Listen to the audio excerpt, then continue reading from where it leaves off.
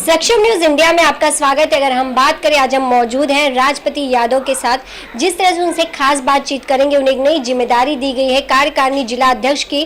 तो इस नए पद के लिए उनके सबसे पहले तो आपको शुभकामनाएं। आपको जिस तरह से कार्यकारिणी अध्यक्ष पद दिया गया है, बहुत बहुत धन्यवाद। और आपके चैनल के माध्यम से मैं अपने वरिष्ठ नेताओं को भी बहुत बहुत धन्यवाद देता हूँ, जो मुझे उन्होंने इस काबिल समझा और मुझे एक जवाबदारी दी है। तो जब एक नई जिम्मेदारी मिलती है, एक जवाबदारी नहीं मिलती है, उसके लिए राष्ट्रपति जी कितना तैयार होते हैं कि जब पार्टी कोई भी आदेश दे, कोई भी उनकी आज्ञा हो, तो उसके लिए राष्ट्रपति जी अपने कार्यों के लिए कितना तैयार होते हैं? और एक नया पद और एक नई जिम्मेदारी आपको दी गई है, उसे किस तरह निभाएंगे? कितनी तैयारी है आपकी? नहीं, मैं तो हमेशा जो भी जवाबदारी हाईकमान की तरफ से या पार्टी की तरफ से जो भी आदेश हुआ है, हमेशा करने के लिए तैयार रहता हूँ, तैयार रहूँगा। 1988 से मैं जुड़ा, यूथ कांग्रेस का वार्ड अध्यक्ष रहा, तालुका अध्यक्ष रहा, ब्लॉक अध्यक्ष रहा। तो इस सारी जवाबदारी निभाते हुए आज मुझे पार्टी ने एक विश्वास देकर नई जवाबदारी दी है। उस जवाबदारी में जो कांग्रेस का संगठन पिछले कुछ समय से वो हुआ है, उसको एक मजबूत करने का, और लोगों को कांग्रेस पार्टी में किस तरीके से ज़्यादा हमारे नौजवान साथी, माताएं बहनें हैं, जो हमारा एक ज़माने में वोट बैंक रहता था, आज थोड़ा सा इधर उधर डिस्टर्ब हुआ है, लेकिन उस पूरे वोट बैंक को कांग्रेस पार्टी की तरफ ला के उत्तर मुंबई जिला को मजबूत करने का कार्यक्रम हम जरूर करेंगे। और जहाँ तक मुझे उम्मीद है कि हम सभी लोग मिलके, पूरे हमारे साथी मिल करके उत्तर मुंबई में एक कांग्रेस का नया संगठन, मजबूत संगठन तैयार करेंगे।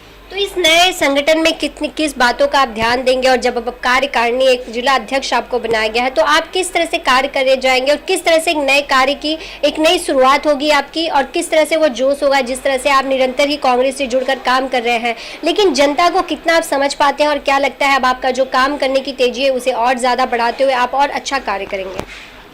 ऐसा है कि संगठन को मजबूत करना है। हम ब्लॉक लेवल से, वार्ड लेवल से शुरुआत कर रहे हैं, वार्ड लेवल से ले जाके जिला लेवल तक करेंगे।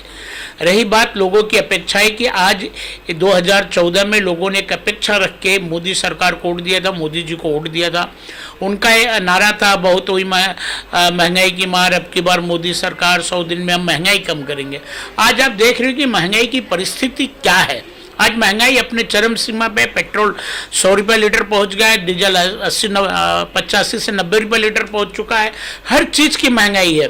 आज कोई भी छोटे व्यापारी, चाहे दूध बेचने वाला हो, चाहे वड़ा पाव बेचने वाला हो, सभी लोग आज परेशान हैं। उनका धंधा रोजी रोजगार नहीं है। मोदी जी आए, एक तो नोटबंदी की, हमारे भूतपूर्व प्रधानमंत्री मनमोहन सिंह जी ने कहा था कि इस नोटबंदी की वजह से 2.5% जीडीपी नीचे जाएगी, और वो सही हुआ, 2.5% से ज़्यादा जीडीपी नीचे गई। फिर उन्होंने जीएसटी लगाई, मनमानी लगाई, उसमें कई बार संशोधन किए, लेकिन आज तक उस जीएसटी से लोग संतुष्ट नहीं कर पाए। उसके बाद कोरोना की महामारी आई। कोरोना महामारी में उन्होंने एक दिन ताली और थाली बजवाए, दूसरे दिन दीपक जलवाए, दिया जलवाए, तीसरे दिन वो आए और बोले आप लोग आत्मनिर्भर हो जाइए, लोगों को छोड़ दिए उनके हाल पे। उन्होंने कोई सुविधा या कोई बंदोबस्त नहीं किया। मुझे याद है इसी मार्च में 22 तारीख के करीब, 22-23 तारीख को 2020 में लॉकडाउन डिक्लेयर किया था, और बोले मुझे सिर्फ 14 दिन दीजिए, गिन के 14 दिन। आज 1 साल का समय निकल गया, 1 साल से हम दूसरे साल में प्रवेश किए। लोगों का कहाँ विकास हुआ है? आज लोग 10 साल पीछे गए। लोगों को उन्होंने कहा क्या बैंक का इंस्टॉलमेंट मत भरिए, बैंक का वो मत भरिए, लेकिन लोगों ने बैंक का इंस्टॉलमेंट नहीं भरा, वहाँ चक्रवृद्धि ब्याज देने की बात आ गई। लोगों को क्लियर बताया नहीं गया कि क्या करना है। आज परिस्थिति ये है कि लोगों की जो टेम्पो रिक्शा है उस पर बैंक है उसको खींचने की बात कर रहा है, फ्लैट लॉक करने की बात कर रहा है, सील करने की बात कर रहा है। लोग इंस्टॉलमेंट, जिसके 14 इंस्टॉलमेंट थे, आज फिर से 22-24 इंस्टॉलमेंट हो गए। आज परिस्थिति क्या, हम 10 साल पीछे गए। आप जो छोटे छोटे कारखाने हैं, छोटे छोटे उद्योग करते थे, उनको आप कोई मदद नहीं कर रहे। आपके दिमाग में खाली एक ही है, जिस तरीके से आपने बड़े बड़े उद्योगपति अडानी और अंबानी, जिस तरीके से आपने उनका कर्ज माफ किया, उसी तरीके से हमारे किसान भाइयों का कर्ज माफ किए होते।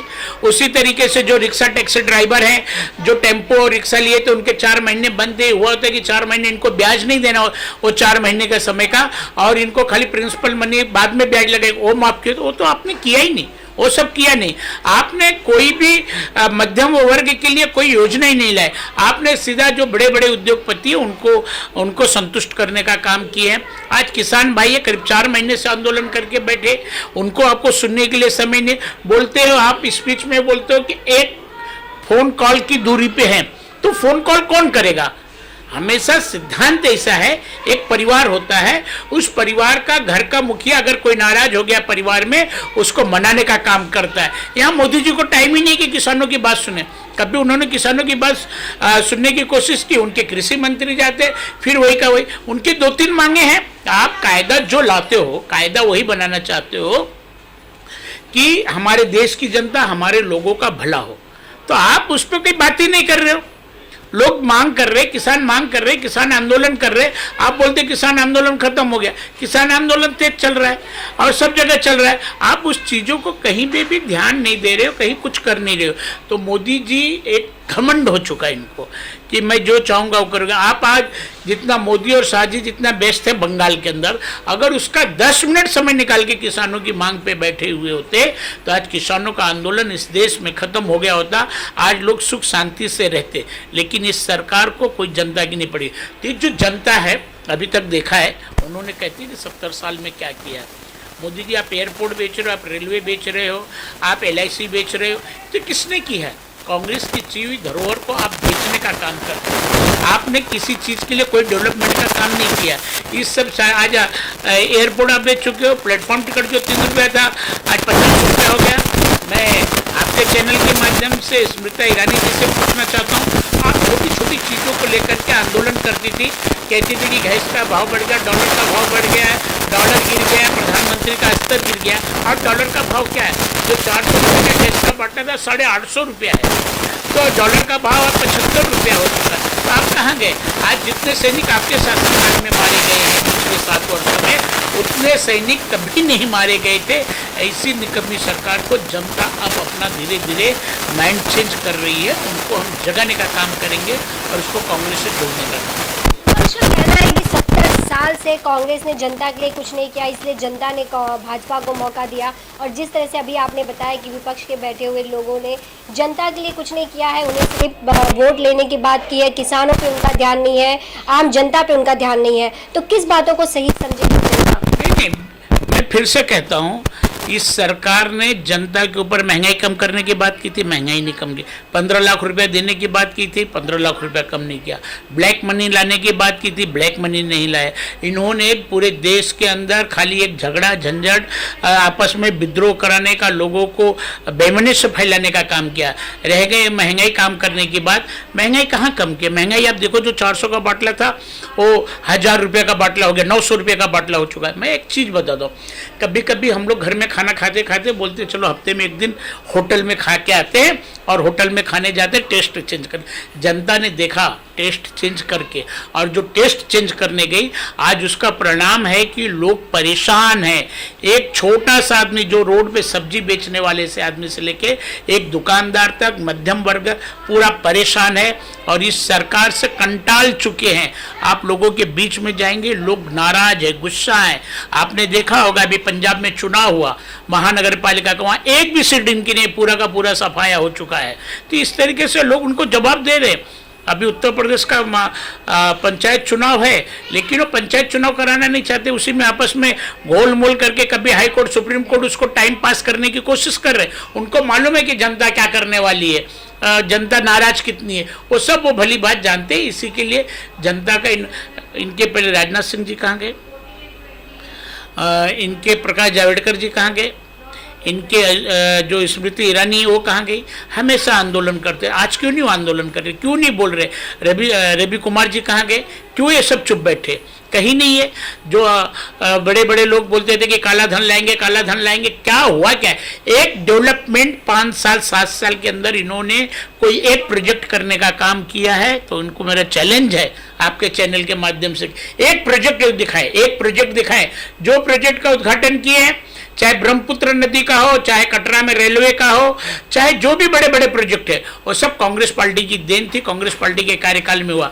जो हाईवे बड़े बड़े पूर्वांचल एक्सप्रेस वगैरह, वो सेंट्रल गवर्नमेंट की योजना थी, मनमोहन सिंह जी की योजना थी। आज उसका बैनर लगाया गया, प्रोजेक्ट पूरा होने गया तो उसकी क्रेडिट लेने की बात करते। इन्होंने 5 साल में 7 साल में क्या प्रोजेक्ट की नींव रखी है, क्या प्रोजेक्ट? हाँ, इन्होंने एक काम जरूर किया है, आपस में लड़ाने का काम किया, कहीं जात के नाम पे, कहीं धर्म के नाम पे भाई भाई को लड़ाने का काम किया। इसके अलावा इन्होंने कोई काम नहीं किया है। तो जिस तरह से आपने इतने सारे आरोप लगाए हैं विपक्ष पे, लेकिन वहीं अगर हम बात करें कांग्रेस की, जब आपने पहली बार कांग्रेस में अपने प्रवेश किया है, जब आपको जो पहला पद कौन सा मिला, और जब आप कांग्रेस ही पार्टी को आपने क्यों चुना था, क्या थी, कौन सी ऐसी विचारधारा थी जो राष्ट्रपति को कांग्रेस से ही जुड़ने पर मजबूर कर दी? मैं 1988 में कांग्रेस का वार्ड अध्यक्ष बना था। 3 मार्च या 8 मार्च को मैं वार्ड अध्यक्ष बना था, और तब से मैं कांग्रेस पार्टी से जुड़ा हुआ हूँ। आज तक कांग्रेस पार्टी छोड़ के नहीं। रही बात कांग्रेस पार्टी को जुड़ने की, अगर इस देश में किसी ने काम किया, गरीबों के लिए, मध्यम वर्ग के लिए काम किया है, तो कांग्रेस पार्टी है। जमींदारी प्रथा खत्म करने का काम कांग्रेस ने किया। 20 सूत्री कार्यक्रम इंदिरा गांधी का था। गरीबी हटाओ कार्यक्रम इंदिरा गांधी का था। एक जमाना था कि एक गांव में पढ़ा लिखा नहीं रहता था, एक चिट्ठी पढ़ाने के लिए गांव में ढूंढना पड़ता था कि कोई पढ़ा लिखा हो, हमारी एक चिट्ठी पढ़ ले। आज जमाना वो है कांग्रेस के 70 साल के राज में कि हर गाँव में आपको पढ़े लिखे ग्रेजुएट, डॉक्टर, इंजीनियर, टीचर, वकील मिल जाएंगे। एक गांव में साइकिल नहीं थी, साइकिल। आज हर गांव में घर 2, 4, 10 बच्चे होंगे, लेकिन हर घर में मोटरसाइकिल, हर घर में रास्ता है। तो कांग्रेस पार्टी की देन है। कांग्रेस पार्टी ने हमेशा गरीबों, मध्यम वर्गीय परिवार के लिए, सभी लोगों के लिए लड़ाई ली। जमींदारी प्रथा अगर किसी ने खत्म की तो कांग्रेस पार्टी ने खत्म की है। छूत अछूत का जो था नारा किसी ने दिया तो कांग्रेस पार्टी ने खत्म किया है। जो आज लोगों का जीवन स्तर सुधारा है तो कांग्रेस पार्टी ने सुधारा है। अगर आज घर घर जाने का, गांव गांव जाने का रास्ता है तो कांग्रेस पार्टी की देन है। इतने सारे का, जिस मनरेगा के माननीय प्रधानमंत्री जी पहले दिन स्पीच में मजाक कर रहे थे, उसी मनरेगा ने आज लोगों को जीवन दिया है, जीवन दिया है। इस सारी योजनाओं को देखते हुए मैं कांग्रेस पार्टी में शुरू से जुड़ा हूँ। जब मैं आपको 84 में मैं एसएससी किया, आपने देखा होगा प्रधानमंत्री के 20 सूत्री कार्यक्रम हिस्ट्री में क्वेश्चन आता था, तो सारी योजनाएं पढ़े कि गरीबी हटाओ का क्या क्या कार्यक्रम है उनके। 20 सूत्री कार्यक्रम था वो देखे। सिंचाई के लिए लोगों को पानी नहीं मिलता था, खेती के लिए। आज कहीं ऐसा रहा नहीं। ऊसर था, ऊसर खेती नहीं कर पाते। उसी खेत में पहले खाने के लिए नहीं होता था, आज उसी खेत से पैदावार करके लोग बेचने का काम करते। इस डेवलपमेंट को, नई टेक्नोलॉजी लाने को, किसानों को लाने का, किसानों का कर्ज माफ़ करने का, किसानों का जीवन स्तर सुधारने का काम अगर किसी ने किया है तो कांग्रेस पार्टी ने किया। और उस कांग्रेस पार्टी से, और कांग्रेस पार्टी सभी लोगों को लेके चलने की क्षमता रखती है, ताकत है, न किसी में भेदभाव नहीं करती है। सभी जात, सभी धर्म को तो ही परिवार होगा। एक परिवार है, एक भारतवर्ष एक परिवार है।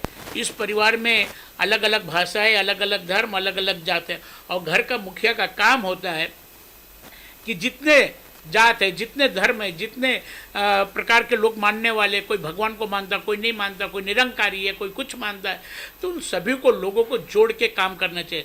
लेकिन दुर्भाग्य इस बात की है कि माननीय प्रधानमंत्री जी इसी में खेल खेल रहे हैं और कभी किसी को साथ लेके चलने की बात नहीं करते। हमेशा लड़ाई और झगड़े का। आपने देखा होगा 2019 के पार्लियामेंट में कोई जय जय श्री राम बोल रहा है, कोई अल्लाह अकबर बोल रहा है, कोई कुछ बोल रहा है। ये देश अगर एक ही नारे से चल सकता है, वो नारा है जय हिंद का नारा, और जय हिंद के नारे से देश को आज़ादी मिली थी। आपका ये कहना है कि जो जातिवाद की जो राजनीति की जा रही है वो सिर्फ वो कांग्रेस नहीं करती, लेकिन सभी पार्टियां करती हैं? कांग्रेस पार्टी ने कभी जात या धर्म के नाम पे राजनीति नहीं की है। आप इनके आने के बाद देखिए, कहीं नहीं तो कहीं कुछ, कहीं हिंदू, कहीं मुसलमान, कहीं बोलते हम यहाँ इलेक्शन हार जाएंगे तो कराची में फटाकड़ी फूटेगी, पाकिस्तान में, इस्लामाबाद में। अरे भैया, तुम इलेक्शन हार जाओगे तो पाकिस्तान और कराची का लेने का जरूरत क्या है? आज भी हमारे पास अब्दुल कलाम, बीर अब्दुल हमीद जैसे लोग रहे, इस देश में डेवलपमेंट करने का काम किया, तो आप एक सब बातें क्यों करते हो? हमने तो कांग्रेस के लोगों ने कभी नहीं किया। सर्जिकल स्ट्राइक कांग्रेस के भी ज़माने में हुआ है। शरद पवार जी थे, मुलायम सिंह जी थे, रक्षा मंत्री तब भी हुआ, लेकिन हमने तो चिल्लाया नहीं। आप तो खाली ढिंडोरा पीटने का। आज तक जो इलेक्शन के पहले वहाँ पे कश्मीर में जो हमारे सैनिक शहीद हुए 45 लोगों को, आज तक उसकी इंक्वायरी पूरी नहीं हो पाई। तो अब बात क्या करते हो? चीन इतना ताकत नहीं, चीन की ताकत इतना नहीं है, घुस आया है, बोलते 370 धारा हम खत्म कर दिए। मैं पूछना चाहता हूँ कि अगर उस समय के हमारे जो नेता थे, अगर उसमें प्रावधान नहीं रखे होते कि राष्ट्रपति जब चाहे तब 370 खत्म कर सकता है, उस समय के लीडरशिप को आपको थैंक्स बोलना चाहिए। लेकिन आपके जो अंधभक्त हैं उस लीडरशिप को गाली देने की काम करती है, यही उनका रह गया है। तो वार्ड अध्यक्ष से आपकी शुरुआत हुई राजनीति में कांग्रेस पार्टी से, उसके बाद आप कई बार नगर सेवक रह चुके हैं यहाँ वार्ड से। वार्ड की जनता ने आपको प्यार दिया, आज भी आप वार्ड की जनता के लिए कार्य कर रहे हैं। जब हर बार जब पार्टी ने आपको पद दिया उसके लिए आप कितना तैयार हैं, और आगे भी अगर पार्टी आपको बड़ी से बड़ी जिम्मेदारी देती है तो क्या राजपति उसके लिए तैयार होंगे, हर जिम्मेदारी को निभाने के लिए, जनता की सेवा के लिए? और राजनीति में अगर आप आए हैं तो किस सोच के साथ आपने राजनीति में आए हुए हैं? मैं राजनीति में आया हूं तो हमेशा समाज की सेवा करने की। गरीबी वही समझ सकता है, गरीब का दर्द वही समझ सकता है जो गरीबी देखी होंगे। हमने गरीबी देखी है, हमने दूध बेचने का काम किया है, चाय बेचने का काम किया, फर्जी नहीं, मोदी जी का कोई रिकॉर्ड नहीं मिल रहा, लेकिन मेरा रिकॉर्ड है। सब दूध का तबेला था, है, दूध बेचते हैं, आज भी बेचते हैं। हमने मेहनत की है, हमारा ध्येय था कि लोगों को समाज सेवा किया जाए। 1988 में मैं वार्ड अध्यक्ष बना, तालुका अध्यक्ष बना, जिला का महामंत्री बना, फिर ब्लॉक अध्यक्ष बना। पार्टी ने जो भी जवाबदारी दी है उसको ईमानदारी पूर्वक मैंने हमेशा निभाया हूँ और निभाते रहूँगा। रही बात काम की, महिंद्रा जैसी कंपनी अगर हमें हमारे इरादों से नहीं डिगा सकी तो कोई नहीं डिगा सकता, मुझे ऐसा विश्वास और भरोसा। हमने कभी अपना जो विश्वास है, जो इरादा है, हमने उस पर कभी समझौता नहीं किया। सबसे पहले मैं हमेशा बोलता हूँ, आप भी बोलता हूँ आपके चैनल के माध्यम से, एक कांदीवली ईस्ट मेरा दिल है, मेरा कलेजा है, और कांदीवली मेरा परिवार है। अगर यहाँ एक आदमी रोएगा तो मुझे दर्द होगा, मेरे परिवार में अगर कुछ तकलीफ होगी। तो हमने हमेशा डेवलपमेंट की बात की है। महिंद्रा कंपनी से रोड निकालने की बात हो, चाहे हिंदू शमशान भूमि का डेवलपमेंट की बात हो, चाहे मुस्लिम कब्रिस्तान की डेवलपमेंट की बात हो, चाहे हिंदी मराठी मनपा स्कूल की बात हो, चाहे मराठी मनपा स्कूल की बात हो, हर स्कूल को डेवलप। आज आप आई होंगी, रास्ता आज चारों तरफ खुदा हुआ है, तो मेरे कार्यकाल में पास हो। इसका श्रेय आज कोई भी ले। लोग सावन में पैदा हुई और भादों में बोलेंगे कि मैंने शेर मार दिया है, तो भादों में तो उनकी आंख नहीं खुलेगी। तो कहाँ से कर दिए ये रोड, ये पानी का पाइपलाइन डालने का प्रोजेक्ट, ये राजपत यादव के समय का पास किया है, राजपत यादव ने पास करके रखा है। आज उस काम शुरू है और मेरे ख्याल से इस वर्ष पूरा जाएगा काम को कंप्लीट होने में। और 2019 में जब पार्लियामेंट का इलेक्शन था उसके पहले मैंने भूमि पूजन किया हूँ, वर्क ऑर्डर निकला है और मैंने पास किया हूँ। मैं छाती ठोक के कहता हूँ, जवाबदारी से कहता हूँ, अगर कोई इस पे बात करना चाहता है तो डिबेट कर सकता है। अगर मेरी बात गलत निकली तो जाके मेरे पे केस करे कि राजपत यादव दूसरे के काम का श्रेय ले रहा है। मैं मेरे काम का श्रेय लेता हूँ और मैंने वो काम किया हूँ। जिस तरह से आपने देखा कि अपने पद के साथ कांग्रेस के साथ जुड़कर जनता की सेवा के लिए इस पार्टी को ज्वाइन किया था और जनता की सेवा करते हुए अभी भी कार्य कर रहे हैं। बस आप हमारे साथ ही बने रहिए। आगे और भी खबरों के लिए सहयोगी सुंदर सिंह के साथ मैं शालिनी सिंह, सक्षम न्यूज इंडिया, मुंबई। आप देख रहे हैं सक्षम न्यूज इंडिया, सबसे पहले सबसे तेज।